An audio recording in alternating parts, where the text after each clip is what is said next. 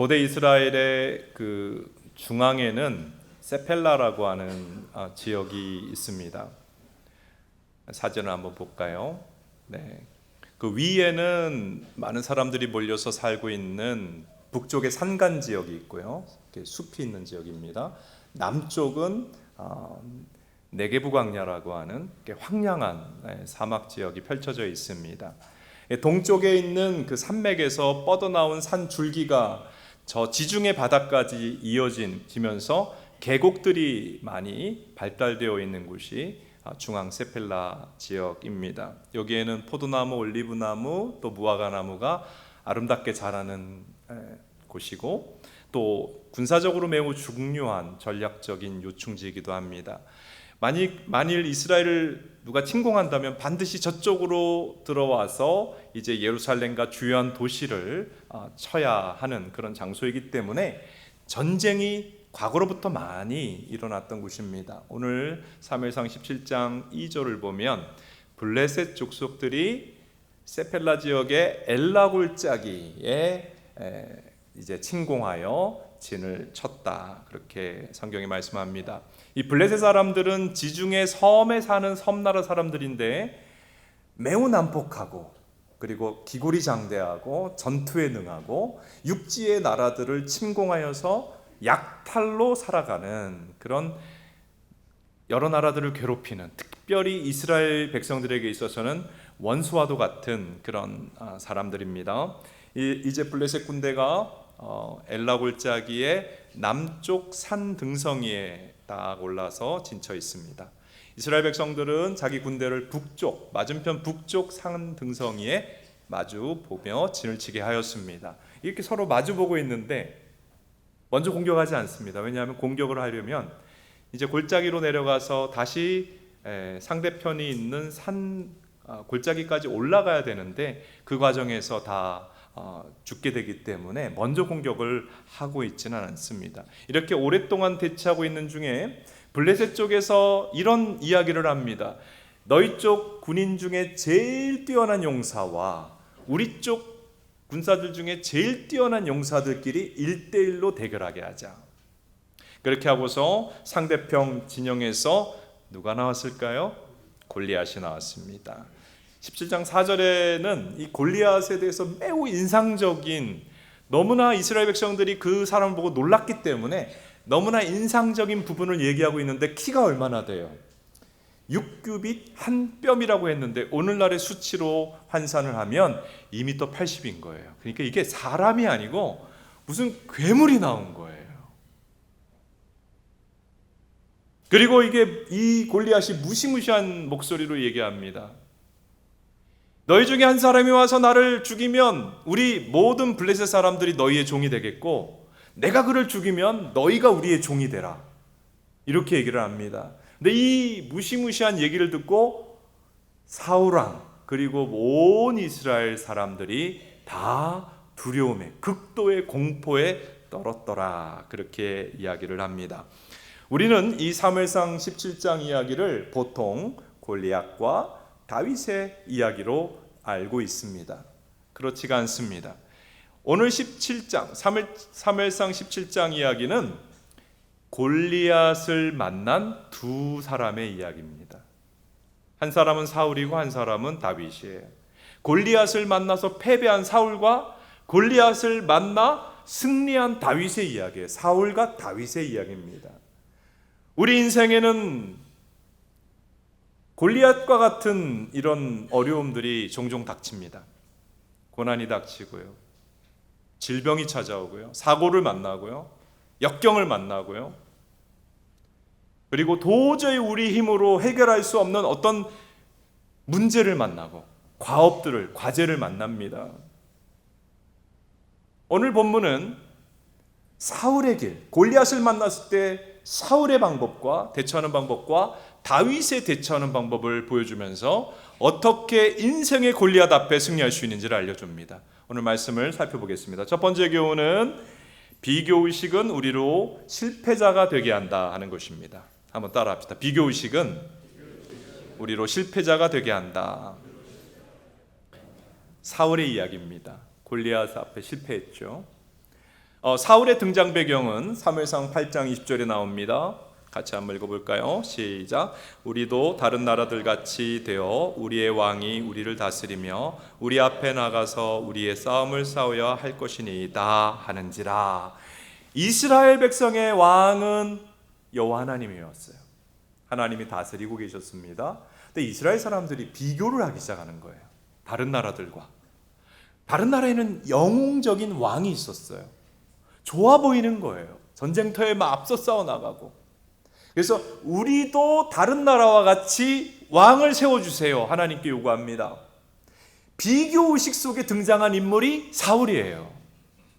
사울이 처음에는 등장해서 겸손했어요. 믿음도 좋았어요. 그런데 왕이 되고 나서 그 나라에 사울 같은 사람이 없거든요. 집안도 좋고 인물도 좋고 키도 크고 모든 사람이 당신이 최고야 최고야 하니까 변질되기 시작합니다.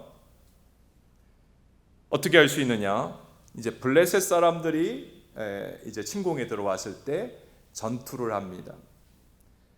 이스라엘 백성들은 하나님의 도움으로 우리는 모든 일을 감당한다고 고백하기 때문에 전쟁 전에 반드시 예배를 드려요. 예배를 누가 인도해야 됩니까? 선지자가 인도해야 됩니다. 그런데 사무엘 선지자가 늦게 왔어요. 그랬더니 누가 예배를 집례해 버렸을까요? 사울이 집례해 버립니다. 나는 선지자보다 위에 있다 하는 교만이 있었던 거예요. 그리고 후에 또 한 가지 이제 문제가 발생하는데, 아말렉이라고 하는 이스라엘 백성들을 늘 괴롭히던 그 베두인 족속들이 있습니다. 이 족속과 전쟁을 하게 되었는데 하나님께서 전쟁의 승리를 약속하시면서 승리하면 완전히 진멸해 버리라고 부탁을 하셨어요. 그런데 놀랍게도 이 사울왕은 이 아말렉 족속을 진멸하지 아니하고 그들의 물품을 딱 남겨두고 그들 중에 왕도 남겨두고 사람들도 남겨둡니다. 하나님 말씀한테 안 듣는 거예요. 하나님보다 더 위에 올라가 있는 그런 교만한 모습의 사울을 발견할 수 있습니다. 하나님께서 너무 마음 아프셔서 사울왕이 회개할 수 있도록 사무엘 선지자를 보내가지고 죄를 말씀하셨어요. 그때 사울이 자기 죄를 깨닫고, 맞습니다, 제가 참 잘못했네요, 회개하는 것이 아니라 어떻게 하느냐 하면, 회개는 하지 않고 내 죄가 있는 건 알겠다, 그래도 사무엘 선지자 당신은 나를 백성들 중에 높여달라, 이렇게 얘기합니다. 사무엘상 15장 30절입니다. 같이 한번 읽습니다. 사울이 이르되 내가 범죄하였을지라도 이제 청하옵나니 내 백성의 장로들 앞과 이스라엘 앞에서 나를 높이사. 내가 죄 있는 것은 감춰두고 나를 높여달라는 거예요. 그리고 더 놀라운 것은 그 승리를 기념해서 기념비를 세워버렸어요. 성경에 기념비를 세운 사람들, 지독한 교만을 가진 사람들이고 하나님께서 너무 싫어하셨어요. 자, 사무엘상 15장 12절입니다. 같이 읽습니다. 어떤 사람이 사무엘에게 말하여 이르되 사울이 갈멜에 이르러 자기를 위하여 기념비를 세우고 발길을 돌려 길갈로 내려갔다 하는지라. 그래서 사무엘 선지자가 유명한 말씀을, 하나님 말씀을 사울왕에게 전합니다. 15장 22절 23절입니다. 같이 읽습니다. 시작. 순종이 제사보다 낫고 듣는 것이 수장의 기름보다 나으니 이는 거역하는 것은 점치는 죄와 같고 완고한 것은 사신우상에게 절하는 죄와 같음이라. 왜 사울이 하나님께 거역하고 순종하지 않았을까? 너무나 교만해졌기 때문이에요. 왜 그렇게 교만하게 되었죠? 이스라엘 백성들과 자기를 비교해 보니까 자기가 최고예요. 비교의식 속에서 교만에 빠지게 된 것입니다. 그러던 중에 이제 성경 오늘 17장 이야기는 블레셋 사람들이 재침공을 했어요. 다시 쳐들어 들어왔네요. 엘라 골짜기에서 이제 진을 치고 마주보고 있는데 누가 등장했어요? 거기서 너희 군사와 우리 군사 중에 챔피언끼리 결투하자. 가장 싸움 잘하는 사람 나와라. 이스라엘 사람들 중에 누가 나가야 돼요? 사울이 나가야 돼요. 사울이 나갔을까요? 안 나갔을까요? 안 나가요. 왜 안 나가죠? 두려움에 사로잡혔다고 그랬어요. 공포에 사로잡혀 있었어요. 나갈 수가 없어요. 못 나간 게 아니라 안 나갔어요. 무슨 말인지 아시죠? 안 나갔어요. 왜 그는 두려움에 사로잡혔을까요? 비교의식 때문입니다. 이 비교의식은 자기보다 못한 사람 볼 때는 교만함에 빠지게 하고, 자기보다 나은 사람을 보는 순간 두려움과 열등감에 빠지게 하는 것이 비교의식이에요.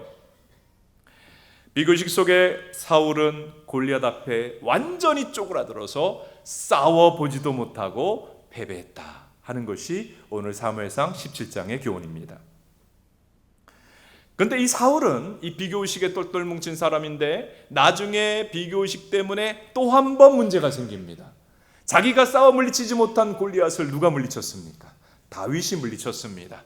그러니까 백성들이 다윗을 칭송합니다. 사무엘상 18장 7절입니다. 같이 한번 읽어볼까요? 사울이 죽인 자는 천천히요 다윗은 만만히로다. 비교의식이 심한 사람 어떻죠? 자기보다 인정받을 만한 사람 어떻게 합니까? 무조건 미워합니다. 무조건 미워합니다. 여러분 인생 살면서 여러분을 아무 이유 없이 미워한 사람이 있었을지 몰라요. 그 사람은 무슨 문제가 있는 거죠? 여러분이 잘못해서가 아니라 비교의식이 심한 사람이에요. 그래서 이 다윗을 두고 볼 수가 없어서 죽이고자 결심을 합니다. 그리고 나중에는 다윗과 비교의식 속에 사울은 우울증에 걸립니다. 사울은 미쳐버립니다.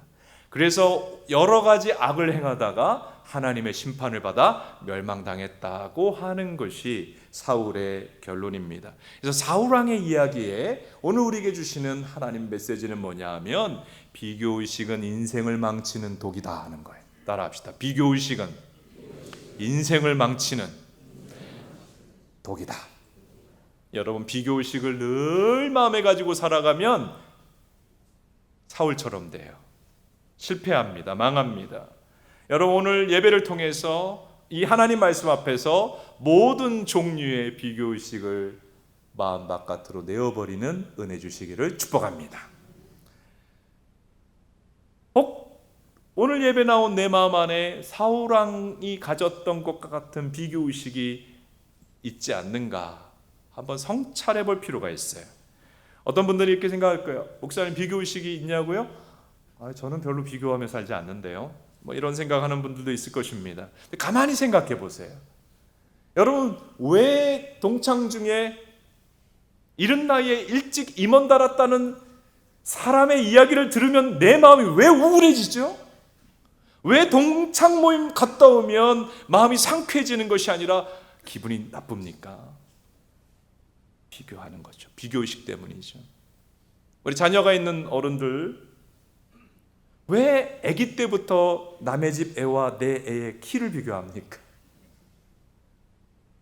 상위 몇 퍼센트다 하위 몇 퍼센트다. 어릴 때 아기의 키가 그렇게 중요한가요? 자라면서는 성격을 왜 비교합니까? 왜 자라면서는 나중에는 성적까지 다른 집 애와 비교합니까? 우리 마음 안에 사실은 이 비교의식이라는 것이 굉장히 고질적인 문제일 수 있음을 알 수가 있습니다. 우리나라에 여러 가지 세계 1위를 하고 있는 것이 있는데 그 중에 하나가 명품 소비, 명품을 구입하는 1인당 구입하는 그 재정 지출하는 것이 세계 1위예요. 그런데 그 명품을 소비를 하는 그 나이를 분석해 보니까 20대, 30대가 절반이 넘는다고 합니다.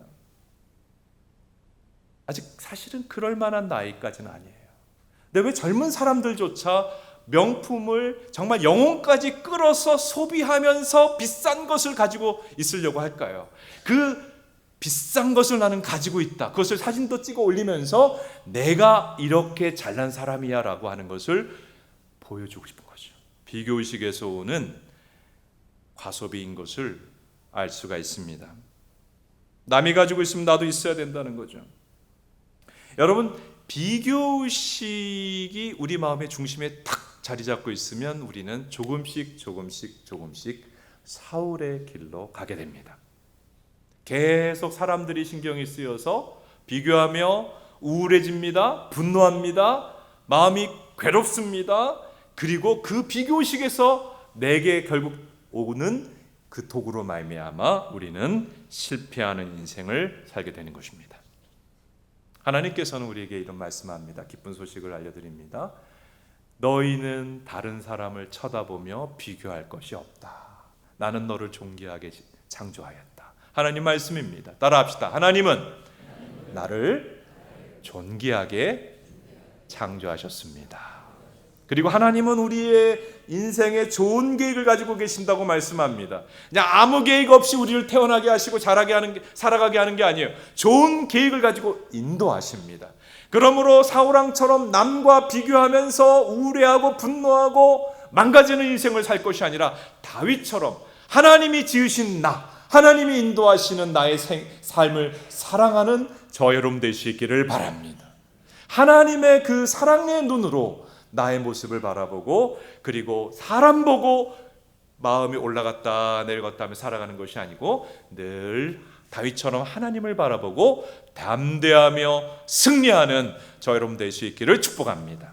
두 번째 오늘 메시지는 한번 읽어볼까요? 하나님이 자신에게 주신 장점을 깨닫고 장점으로 살아갈 때 승리자가 된다 하는 것입니다.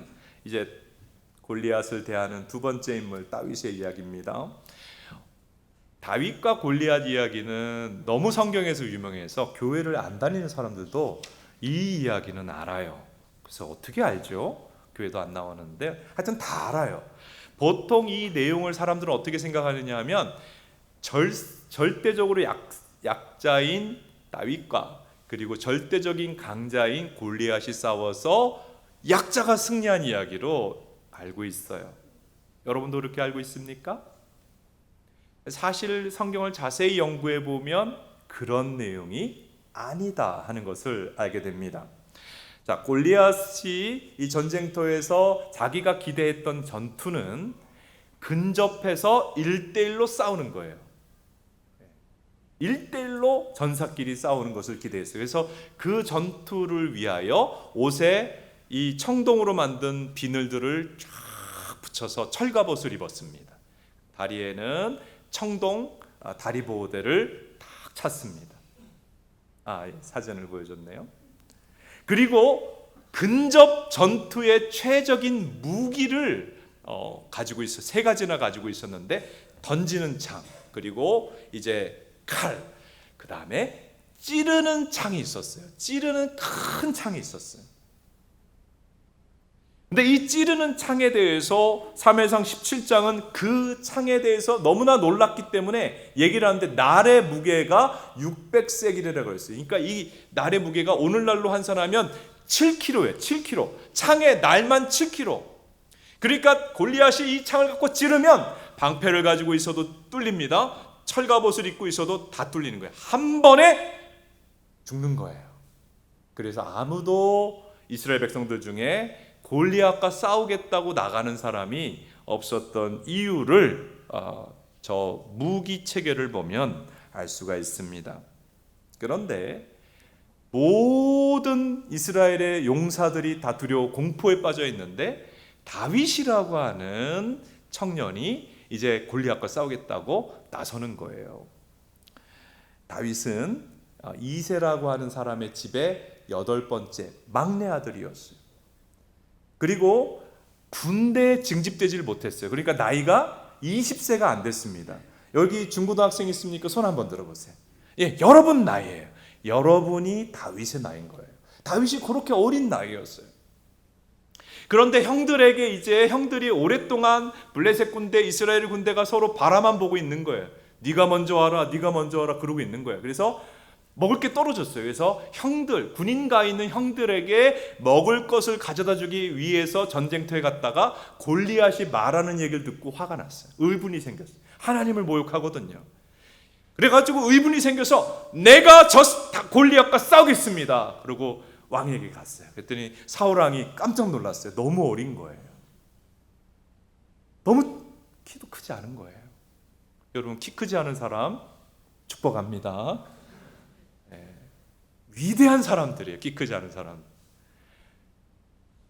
그래서 사울 왕이 그래 너가 어떻게 하겠느냐 하다가 자기 투구 갑옷을 이제 입혀줍니다. 그리고 자기 칼을 줍니다. 이거 가지고 한번 싸워보라.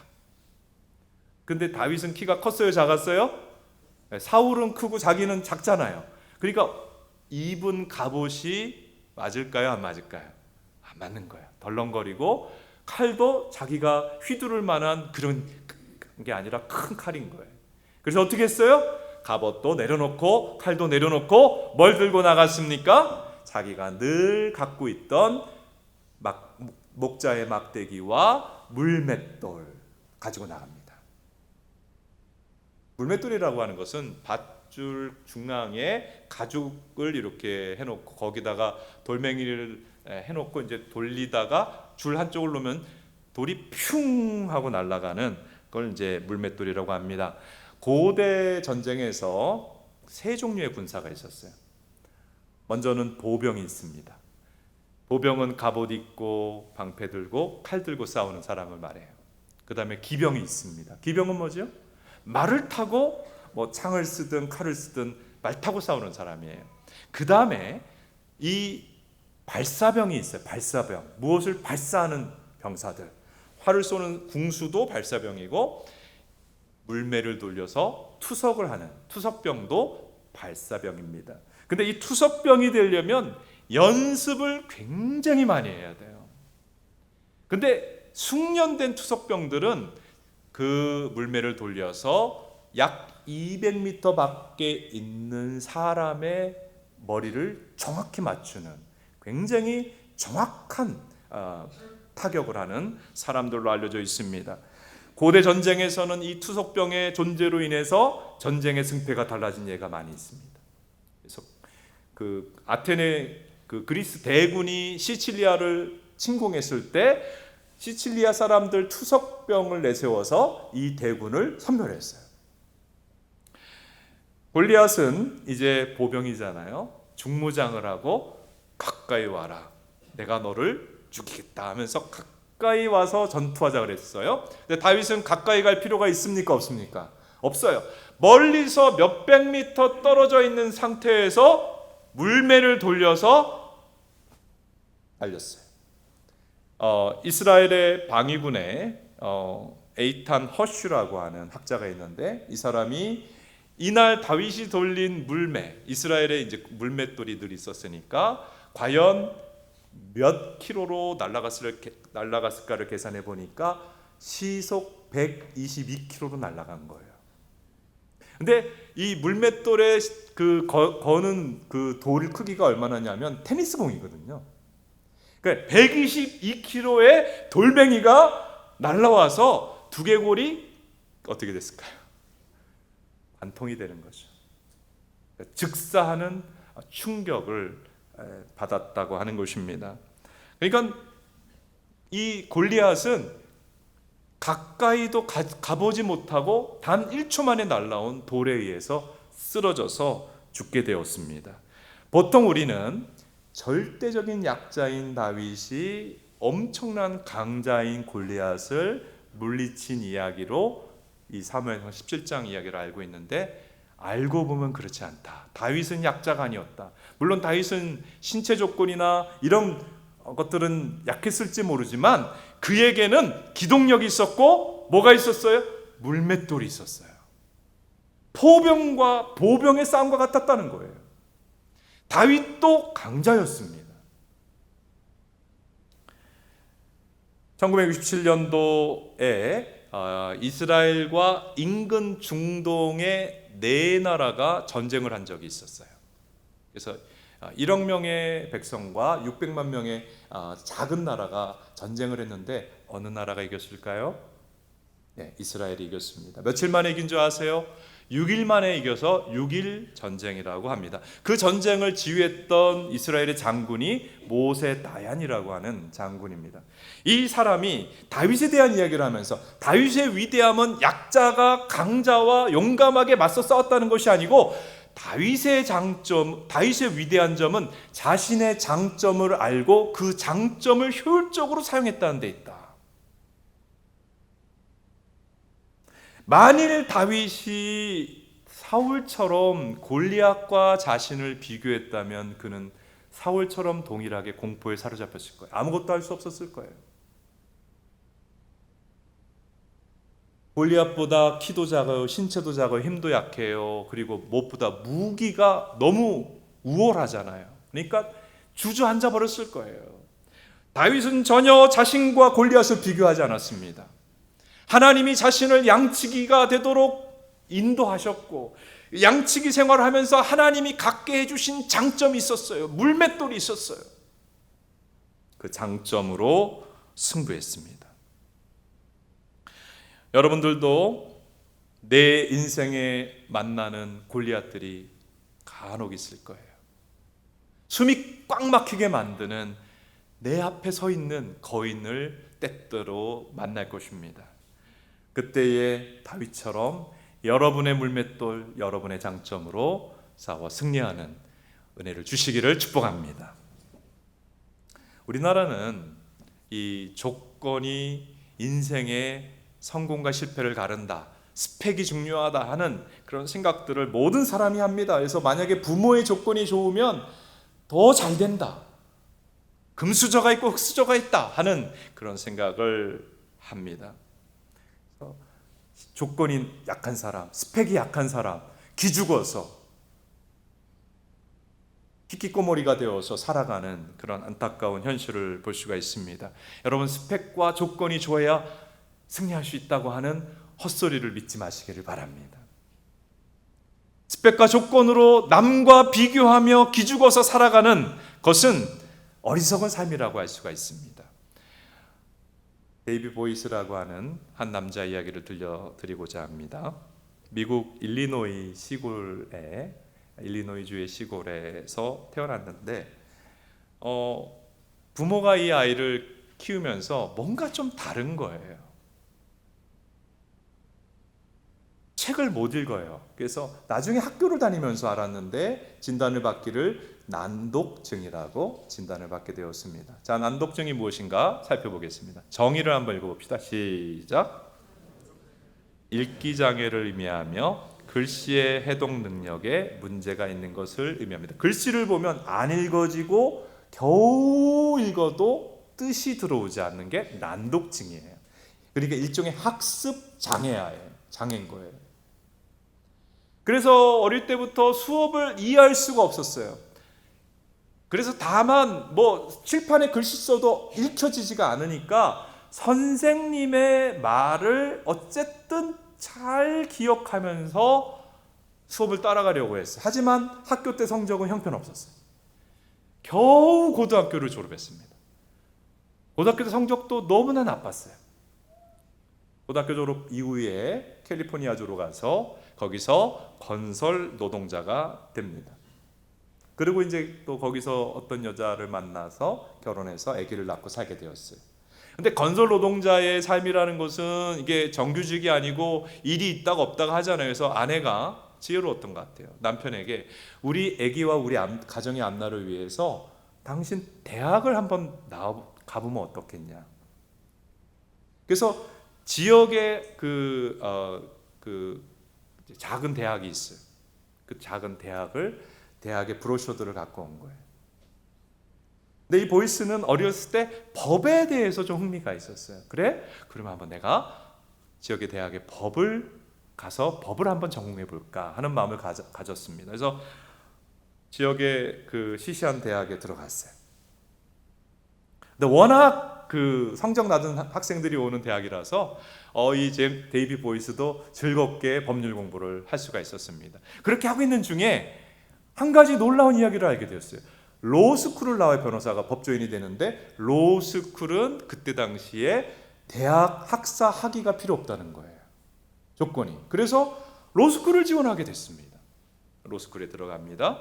물론 로스쿨에 들어가면 많은 책을 읽고 많은 문서를 읽어야만 이제 수업을 할 수 있긴 했어요. 그러나 로스쿨에서 다룰 정도의 사건이면 이미 유명한 사건이고 요약되어져 있는 내용이 요약되어져 있는 게 있는 거예요. 그래서 이 글씨를 읽기 힘든 보이스는 요약문을 가지고 로스쿨 수업을 하게 됩니다. 그리고 수업 시간에 대부분의 친구들은 선생님, 교수님의 그 강의를 필기를 합니다.